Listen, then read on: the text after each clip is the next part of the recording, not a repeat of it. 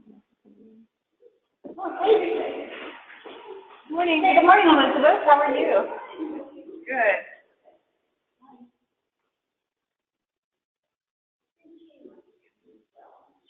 Okay, good. There's coffees and Bernies over here.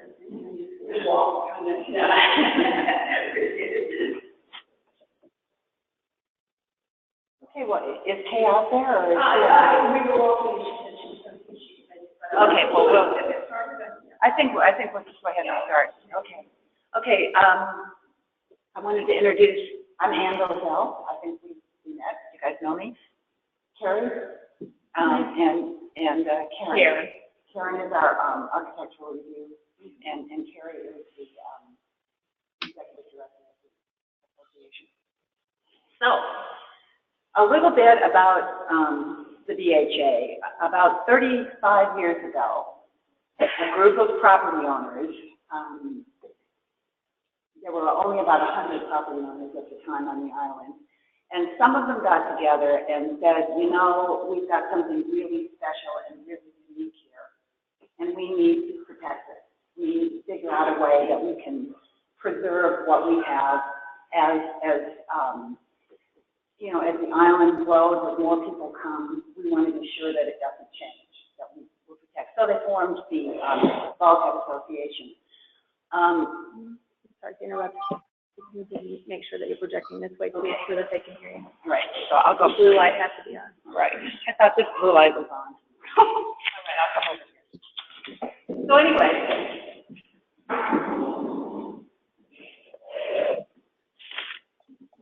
And so that was pretty unique because normally it's not the property owners who form an association. Usually it's the developer. And BHA was here before there was a developer, and the BHA was here before there was a village. And in fact, when the village was incorporated, it was the Bulkhead Association that appointed the members of the village council and the mayor. So we have a long history with the island and of, you know, trying to preserve and protect, and I think that's really what we're about. As you can see today, we're self-managed. We have, you know, as you know, we have a developer now and we have a village who handle a lot of the things that need to be done, but we have a very unique role in that, again, it's preserving and protecting. So that's that. Hey, Kat. You see the number of properties there. When that number is when we merge, bringing stage BHA and stage 2, the number of properties will be up to 1,919. Will be member properties. Are all properties members? Like anybody who owns the property is a member? Yes. Anyone who owns a property within that I'll call it jurisdictional area. Is there anybody outside of the jurisdictional area? Yes, the Middle Island is not, they're not members of the association. And then the harbor, years and years ago, the membership voted to subject themselves to 3 provisions of our covenant, which technically makes them members, but their architectural review is done through the developer still. So it's slightly different, but they are technically members.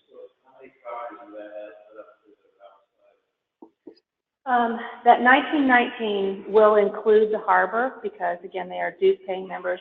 There are, I believe, 90 properties or so in Middle Island that are not included in that number. So if you include Middle Island, there's just over 2,000 properties on the island. So like covenants and deeds of the property. Right. Right. Not just requirement of the new body property. Right. And the covenants run with the land. Right. So, with that as a background, our mission and our vision statements are here. I won't read those to you because, well, maybe I will.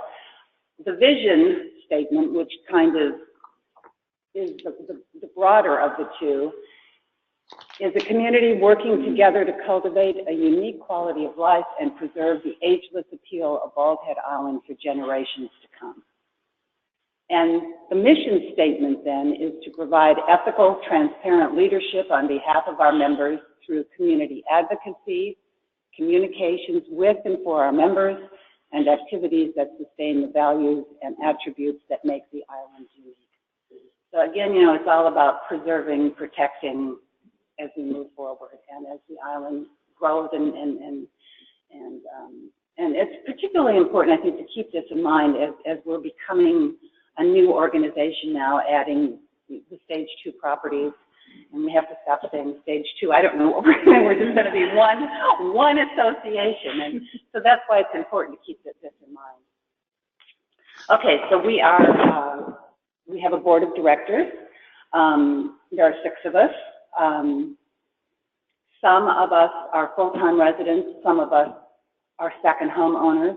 And it's really important, I think, that we're represented on the board by people who are here all of the time and people who are second homeowners, rent their homes or whatever, because you have a different perspective on the island depending on whether it's your second home or your first home.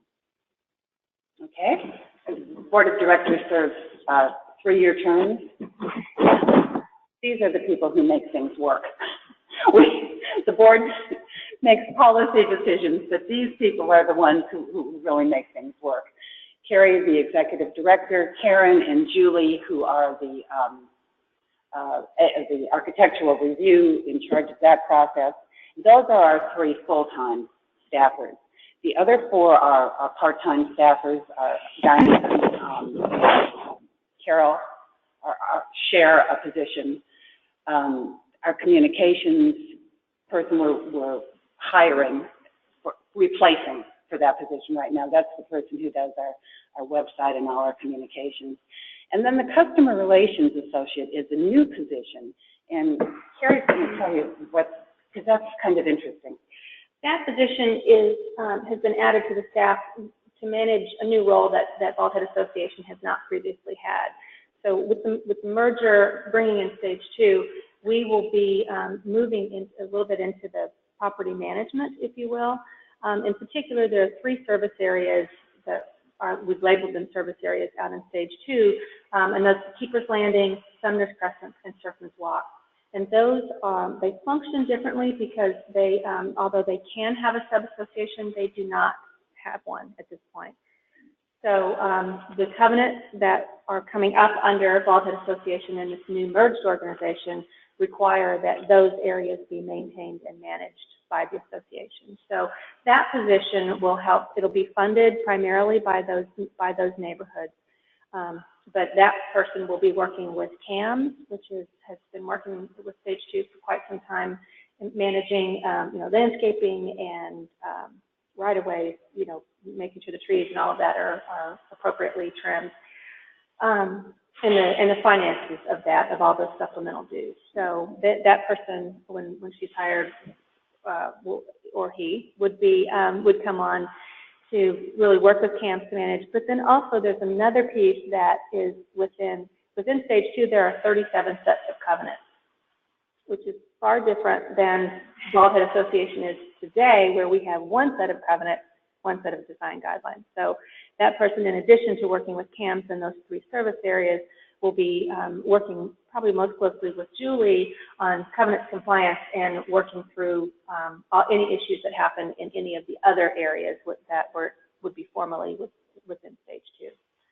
So that's a new position that we're going to be building as we're flying. So we're looking forward to bringing that person on and serving those property owners in the same way. Okay, so that's it for that.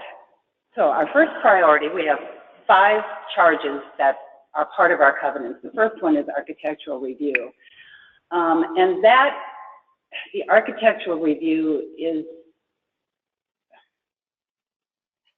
to protect property owners so that somebody doesn't come and build a house next to you that's shaped like a pagoda, or they don't come down and clear cut their lots. That's what this group is charged with. It's a group of volunteers.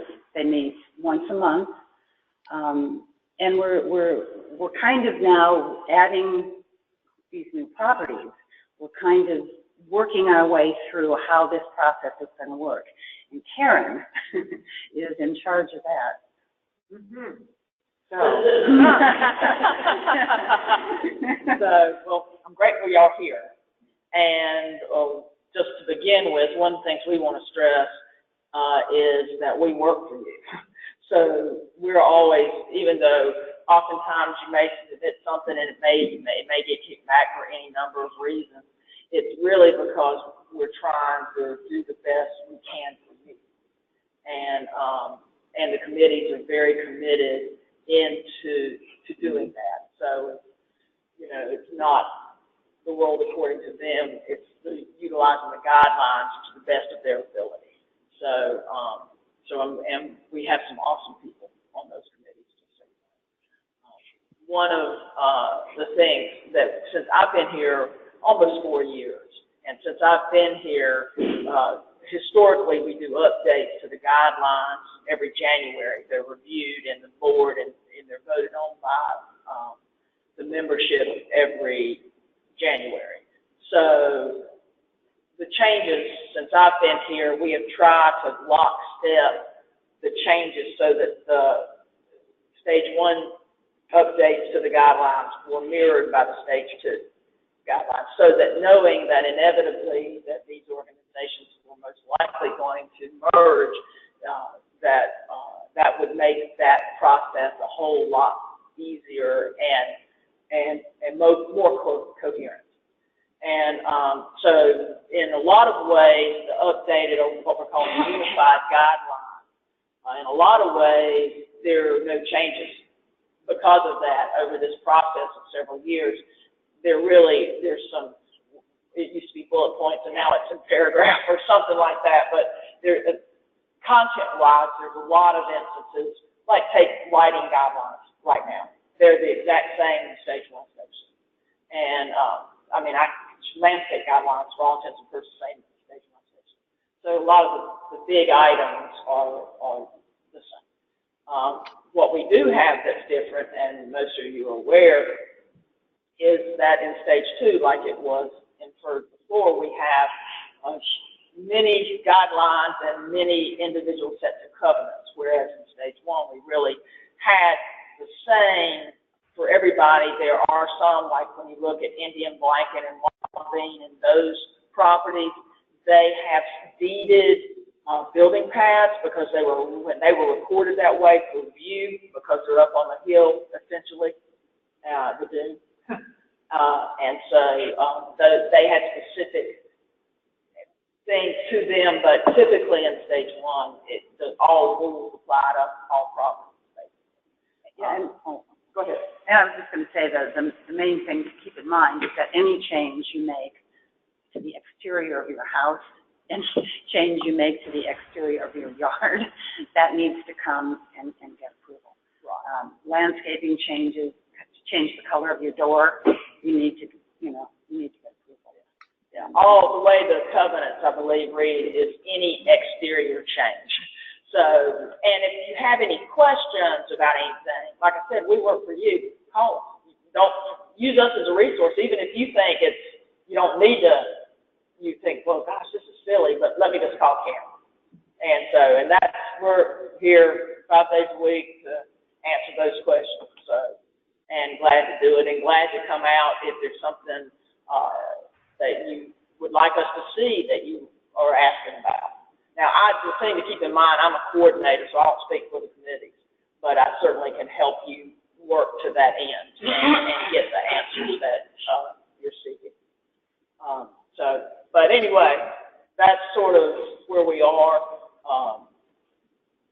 The guidelines now are going to be a bit longer because we are folding in the chunk of Cape Fear Station's individual guidelines, the lot designations, and those individual guidelines will go with each designation. So that would be something new if you are historically a stage 1 person, and it will not be new if you're historically stage 2. And this is one of the committees that we look for volunteers. Yeah. And actually, you really learn a lot. It's very interesting to serve on this committee. And the committee looks will look different after the first of the year. Right now, it's two separate committees, but we're kind of working through, how often they'll meet and all of that. So those will be decisions that the board will be making very shortly by the end of the year. And there, you'll see there's Karen's contact information, and we'll make this PowerPoint available through the email. I'll attach it to the email box next week. So you'll have that as well. Right. Okay. So that's the first one. The second one and the third one. The second one is communication. We have an island report that is available every month. It's available online or by mail. And if you haven't subscribed, please be sure you get it. We also do a weekly email blast. And again, if you're not on our list, it's really good it's really good information. And the other thing that Carrie will do is if something comes out from the village or something, an emergency is happening, she'll immediately get out an email blast. So it's a really good way to keep up to date about what's happening. I read this from cover to cover. All the Okay. It's really good. Good for you. There you go. There you go. Yeah. Right. Yeah, thank you. And we have an awesome website. If anything you want to know, it's up there. It's really good. And then, of course, the staff is here 5 days a week, and they're really good about getting back to you. Sometimes you leave a message with somebody and you don't hear from them for 2 days.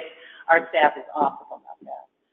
So communication is the second of our priorities. The third is advocacy. And that's protecting the interests of the property owners, particularly those people who are not here all of the time.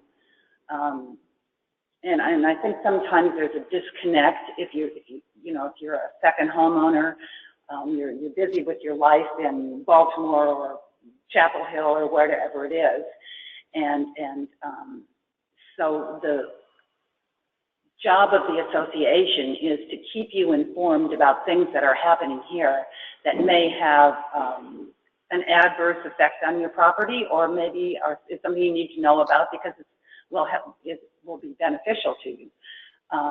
So that's a really important thing.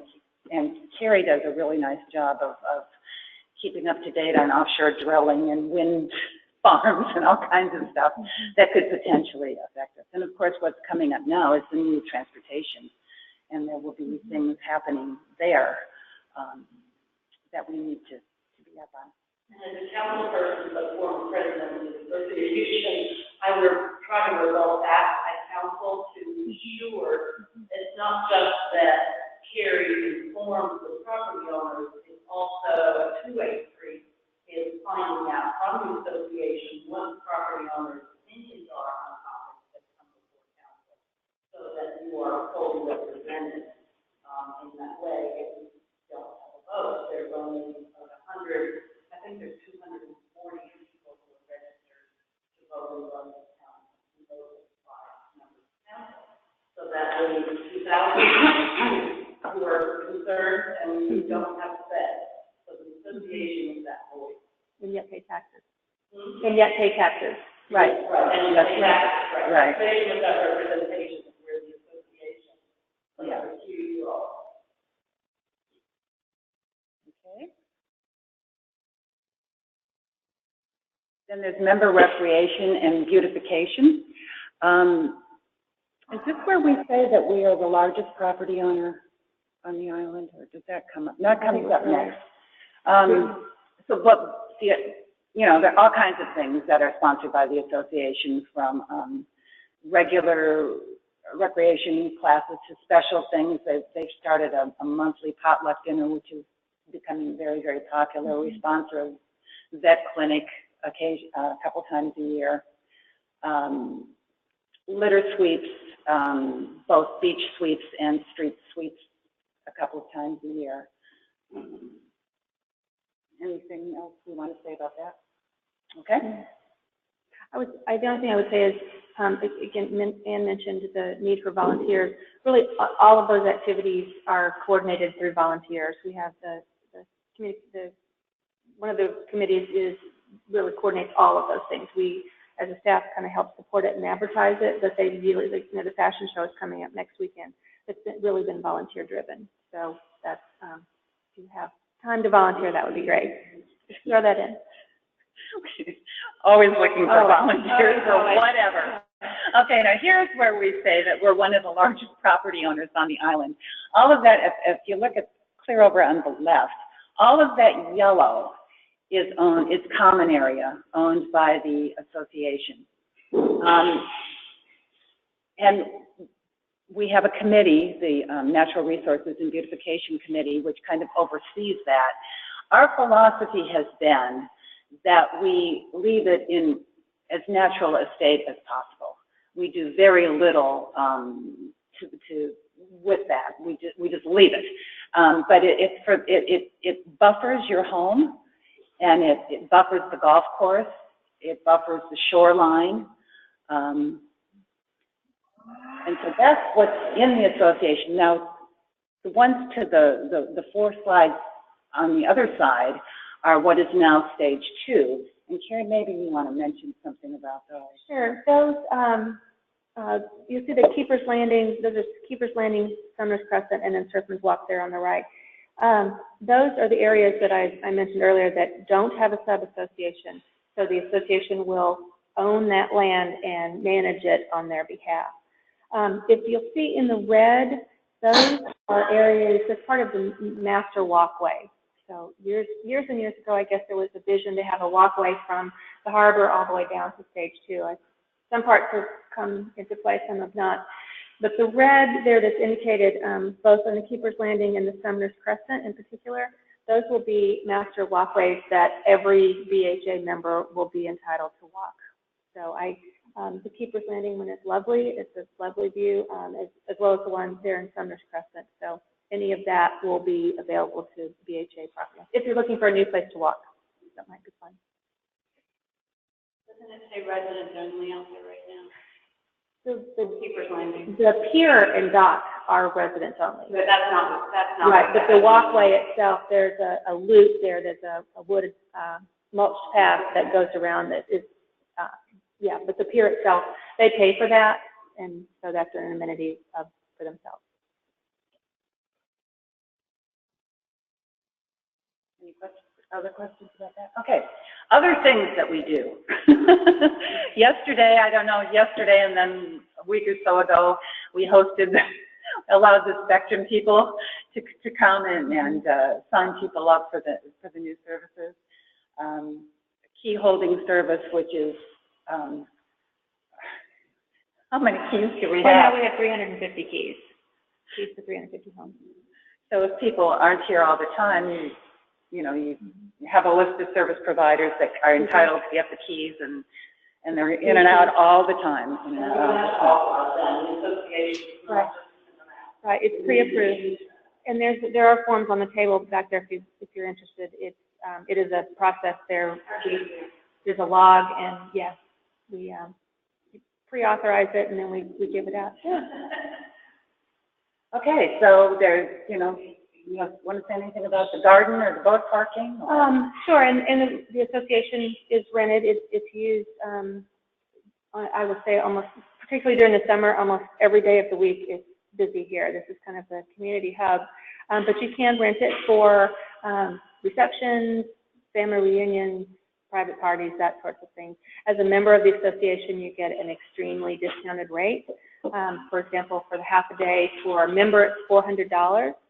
For a non-member, it's $1,300, so it is significantly cheaper. There's parking in the boat park, and there's space in what will be the expanded area. We're working on that. Hopefully, it will be finished within the next couple of months. The community garden is, if you haven't seen it lately, it's spectacular. They worked in R&B, the Natural Resources Committee staff, committee volunteers have worked really hard to turn that into a beautiful place on the island. Where is that now? It is next to the dog park on North Baldhead. There's that area that has a little fence and you go to that. Right now, if it is locked because I guess years ago they had visitors who were perhaps thinking it was a community vegetable garden that you could just help yourself to. So there is a lock on it, but if you stand there, you can see right, especially this time of year, butterflies it's just beautiful. It really is lovely. And those are the other opportunities are those 5 volunteer committees that Ann talked about. One that really works in the background that's not been mentioned here is the finance committee, and the other is long-range planning.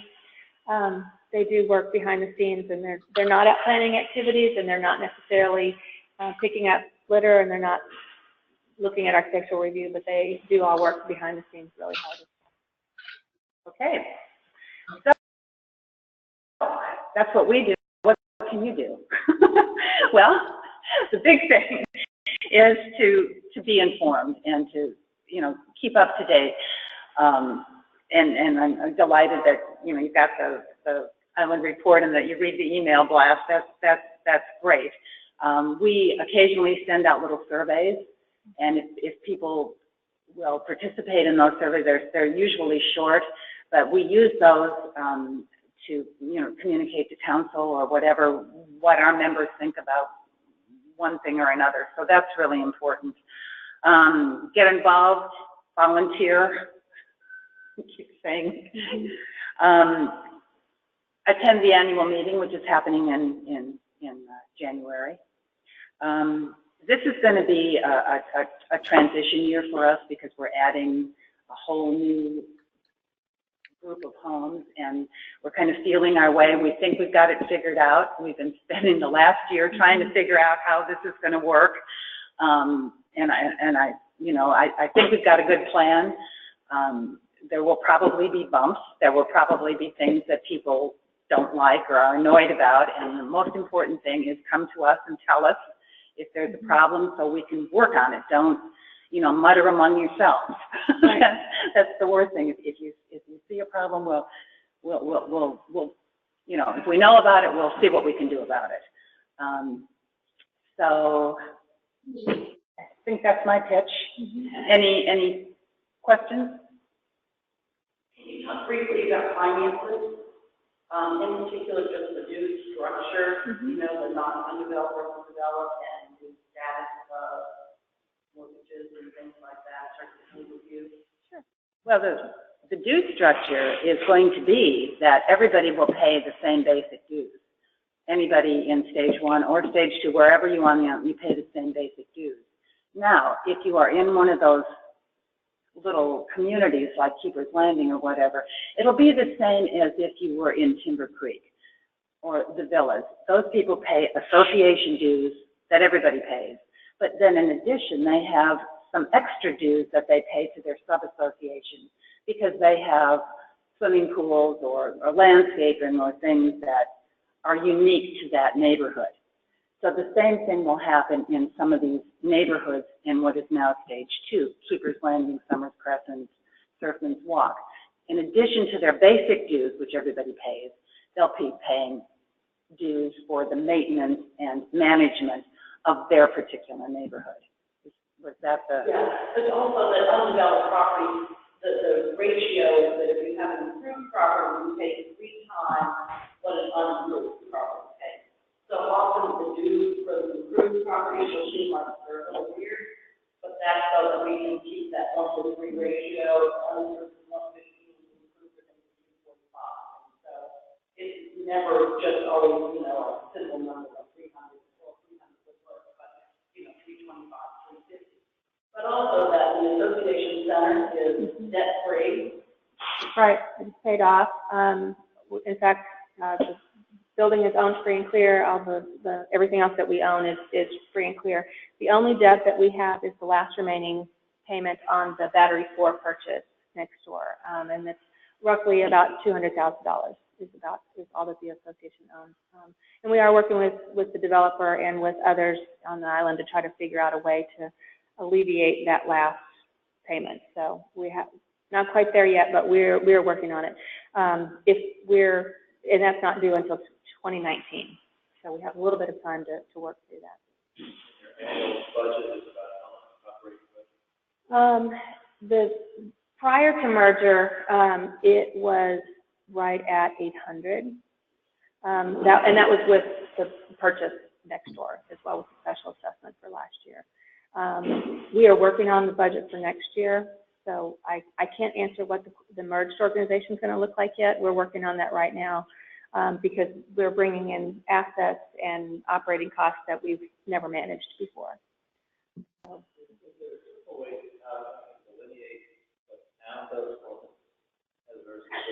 Where the lines are. That's a great question. That is a great question. I mean, I have a simple model I'd like to hear you. Well, yeah, the village does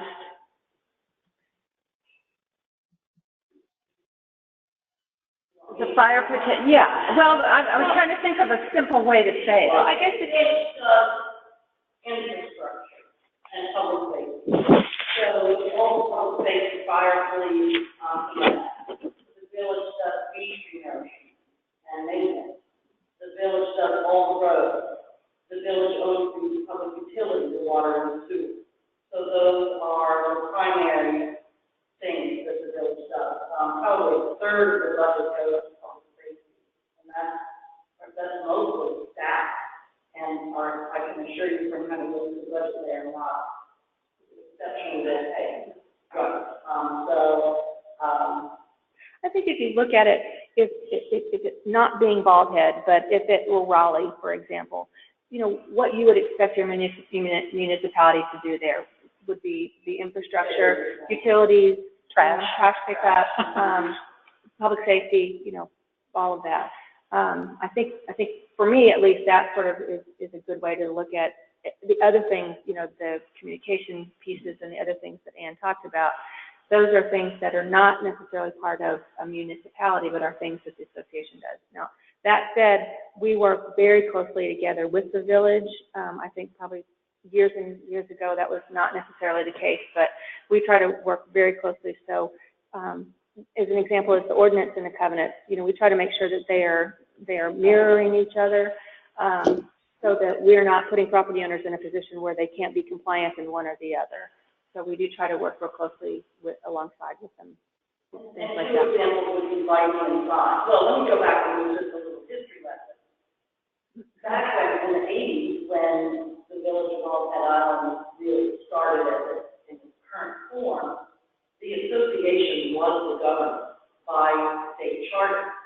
And over the years, it transitioned to the developer had all the fees, and then the positions transitioned to property owners. And then in the mid-90s, there was an issue. There was just a lot of pressure against the developer and developer management decisions, and we got new charters for village elections so that permanent residents could vote. And at that point, it was awkward because the association didn't really, you know, all those functions were lighting standards and the patent part of the association, side by side, were sort of taken over into the whole ordinance framed in that way. But then the association's role was an advocate for the second homeowner, as always from the primary communicator, all other roles that the primary sort of all fell into place. And the village previously was not very well as an association. So it has been this morphing over the years, and during, I would say, the late 90s, when there was this ebb and association, we sort of trying to find a direction as in the organization, because it really did change its complete structure at that time. But now I think the two organizations touch on just about everything. And two current issues, for instance, that I'm really are signs and lighting. I've been talking about getting the whole community designated as the very first East Coast dark sky community, and that will be reflected internationally. So it will attract people who can see our fabulous night sky. That requires lighting ordinances. So currently, the ordinance design guidelines meet all the dark sky designations, but because they've got lighting intensities in kelvins instead of in wattage. The village ordinances have not kept up because I have pushed to have them kept up. So I need to work on getting those changed. Another issue that's huge, and there is no issue too small to cause conflict on all ends. But anyway, it all works out in the end, is signage. And so I'm working on a streetscape plan for the village, but the association has very rigid sign limitations and design and size. And mirrored many of those things, but right now our issue is coming up with material for signs that is adequate. And it's 4 times more expensive to have those signs than it is to have recycled plastic. But we, as an environmentally sensitive community, we don't want to put recycled plastic, even though we recycle plastic, any kind of plastic sign out in our roadway. So as you notice, our signs have to be updated, but we're sort of still working on getting the right material. And we're working with the association to make sure that whatever we do is compatible, because that's just the practice to work together. Our tree ordinances are pretty much the same. You know, you can't cut the village and what the association says you can cut down and can't cut down. They mirror each other. See that one more time? They mirror each other. They mirror each other. Yes, yes. I have questions about who to call when. Do you have questions? So who maintains the beach accesses, some of the boardwalking that goes through the island? The village. All of it, because like last year when we had the hurricane, there were trees down in my yard, which I took care of, but then there were trees down across the road. And then there were trees down on the access next to my house that was going, it wasn't on the actual access, but it was that boardwalk that goes off the south, you know, goes to East Beach, but I'm on the southward, so it comes right by my house. And there's trees down there, and sometimes that gets really overgrown when you're walking out, and you have to sort of like duck under it. Who do you call when you need public works? They take care of all of that. Well, and The trees that are going to be collected when they go down. You know, when there's a storm, that's the village. The village takes care of the roads, it will not take care of the All the internal boardwalks through the. Not Yeah. the interior. I was going to say there's That's what I'm talking not about. an easy answer to that question. Where do you live? I'm on Portsmouth, we call Portsmouth. And right next to me is a boardwalk, which if you keep going, it goes almost all the way You back. see, that might be the master walkway. And so that'll be our responsibility. Okay, so there is 2 different. I would say if you want to know, call us and we'll find out, and then we can help you figure that out. I recently came and cut it so people could walk, but it's really getting to the point where you're almost crouching under the boardwalk. That was So I would Wednesday say, if you too. don't mind calling the association first, And then they'll tell you. And we'll help you sort out who that is. Like Karen said, you know, it may not be us, but we can help you figure out where it needs to be. And I'll tell you one of the things that we are working on that I want to have available after the first of the year is because there will be a lot of former Stage 2 property owners who won't know to call us or the village either. I want to put together a cheat sheet, if you will, because it'll answer some of those questions exactly.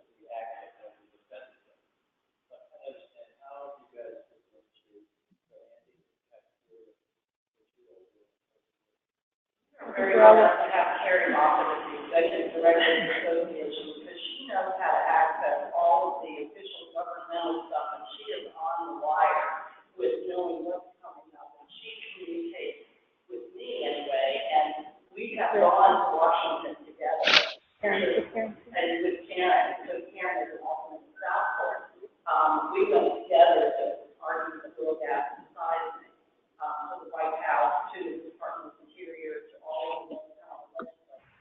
So we worked together on that. Chris, who's our village manager, is very active. We do have lobbyists in D.C. and in Raleigh who we pay significant amounts of your tax dollars to support us. They just wrote a fabulous letter in opposition to the oil, gas, and seismic. I am crazy about all these things, so I'm trying to stay on top of it. My big concern now is the port, is the new inlet, the channel potential, deepening and widening, the conflict post-Panamax ship. All that is a bottleneck to many of those plans.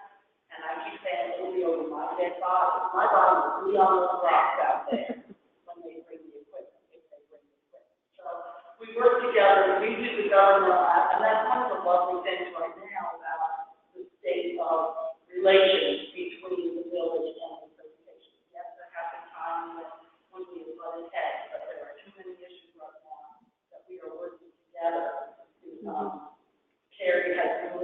so well with the property owner. We have one property owner who is a lobbyist in Washington, who lets us know exactly what's happening, and he's not the same village lobbyist. So Terry did communicate to the village and to people who are sort of activists in these issues, and also to the property owners as well. And then we work to make sure that the village has passed resolutions, and those resolutions go to all appropriate governmental agencies. So, in fact, even the North Carolina Byway League, which is a governmental group, is all coastal towns and villages and counties. We meet twice a year to talk about advocacy rules, and the new executive director has come up with a plan that says renourishment span is infrastructure. So when President Trump wants to fund infrastructure, that our beach renourishment span should be considered state infrastructure. Now, convincing everyone in Raleigh that it's not just the East 95 issue has been a challenge because the state did a study that shows that all states, people from all over the state on the property line.